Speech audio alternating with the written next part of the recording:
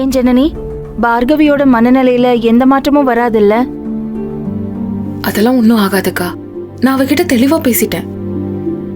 கண்டிப்பா இந்த விஷயத்துல அவ ரிவர்ஸ் அடிக்க மாட்டா.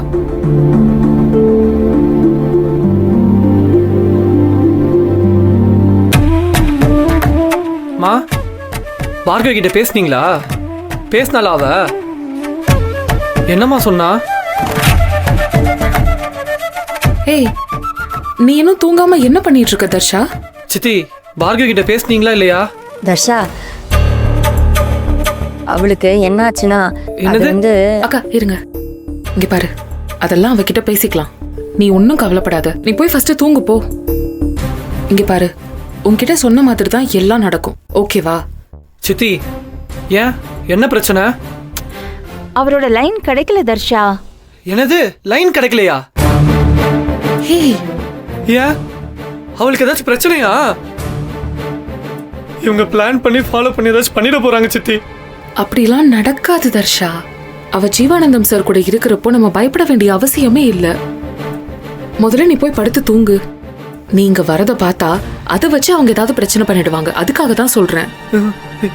இல்ல சித்தி, என்னால தூங்க முடியாது. பார்கவிக்கு மட்டும் ஏதாச்சும் ஒண்ணுனா நான் செத்துருவேன் சித்தி. ஏய் தர்ஷா, தர்ஷா, என்ன பேசிட்டு இருக்க தர்ஷா? என்ன பேசு? சத்தியமா சொல்றாமா, அவ இல்லாத லைஃப் எனக்கு இல்ல. இந்த வாட்டி நான் ரொம்ப ஸ்ட்ராங்கா இருக்கேம்மா.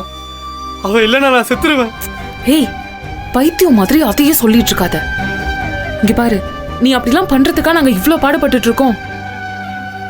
நீயும் அவளும் ஒண்ணு சேரணும் தான் நாங்க எல்லாரும் நினைக்கிறோம். இங்க பாரு, நாங்க சேர்த்து வைப்போம், புரியுதா? கண்டிப்பா சேர்த்து வைக்கிறோம். தர்ஷா, இங்க வா. ஜனனி சொல்றால்ல, அவ எல்லாத்தையும் பாத்துக்குவா. நீ மனசு போட்டு குழப்பிக்காத.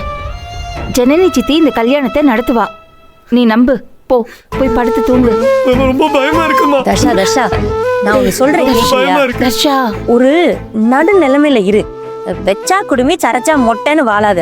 அவ வேணாம்னா அவளை அடிச்சு துன்புறுத்துவ, இல்லைன்னா செத்துருவேன்டியா.